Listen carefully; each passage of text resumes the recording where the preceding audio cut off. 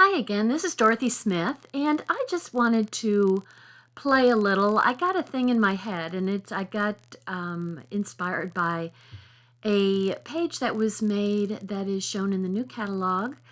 That is a rainbow heart, and it's done in wedges around, which is really, really cute. But I'm kind of hung up on this doily from our one of our digital Cricut cuts, and I will list that below. And I just decided, what if I tried to overlay a large doily on top of a heart? And so that the heart is about 10.5 inches, and the doily is about 11 inches. And it took a long time to cut the doily out. This big, it's obviously very detailed. And I cut a smaller one out for a card, and it took like 45 minutes. So this one I just walked away and let it do its thing. But I decided, let me just gather up a rainbow of colors and just kind of go along doing the rainbow thing on in a stencil sort of way. And so the first color I used was ruby red, which is obviously, you see, it's a really, really deep red. We have a candy apple red that would have been a little bit brighter and cheerier looking than that super dark ruby. So if I did this again, I would probably use the candy apple, but you know, it's a red, so I went with it. And the next color I used, whoops, got to move my washi tape over, is a darker yellow, because in my brain, you just don't go to a really light yellow after you come out of orange. And so I went with kind of a gold rush, which is kind of an orangey yellow. And then the canary is like a really clear yellow without any other kind of tinge to it in my view. Anyway, to me, it's a very clear, bright, light yellow. And so I just kind of went through doing the rainbow, going down in the appropriate order, the Roy G. Biv kind of thing, except the wisteria and the lilac are the violet.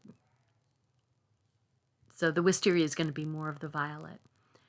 Then I'm searching for a new, I'm getting totally using up my little wedges of sponges. Now we have these round sponges that you can purchase, and then to make them, they're a whole $1.49. But to make them last longer, because that isn't cheap enough, I cut them into like eight pieces going around. So now we're going on to sapphire, which is a very rich dark blue. And then bluebird. So bluebird is the bright colors. Now, if you were going to pick colors, rainbow colors that are just real clear colors, then it would be the candy apple, the canary, clover, and bluebird is just so nice, such a clear blue. Anyway, that's my thought, possibly on future rainbows that I will make. Anyway, the wisteria works really nicely for the bottom part of the rainbow. Now, to tell you the truth, what I was really thinking is just having all of the colors, look how cool that looks, go around one time. So I didn't really plan appropriately.